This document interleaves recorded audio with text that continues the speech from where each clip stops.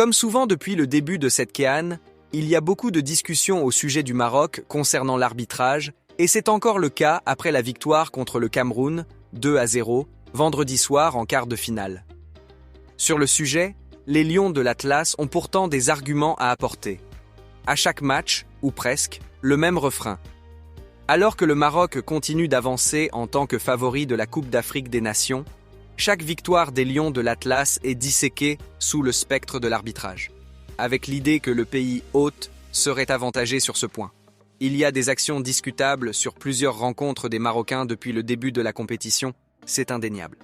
Et sur le quart de finale face au Cameroun, 2-0, il y avait sans doute de quoi siffler penalty sur Bryan Mbeumo, qui s'est fait accrocher le pied dans la surface de réparation.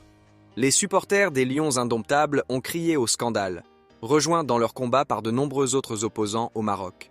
Mais on notera que les joueurs camerounais et surtout leurs sélectionneurs ont préféré retenir la supériorité des Lions de l'Atlas dans le jeu, sur l'ensemble de la rencontre. Interrogé sur l'arbitrage, Walid Regragui a livré une réponse assez limpide en conférence de presse et dénonce une forme de storytelling à l'encontre de son équipe. On sait où les gens veulent emmener le Maroc. Beaucoup veulent croire ou faire croire qu'on a des avantages au niveau du corps arbitral. Moi, j'ai vu des pénaltys qui auraient pu être sifflés pour nous, a confié le sélectionneur marocain, qui pense sans doute à deux actions en particulier.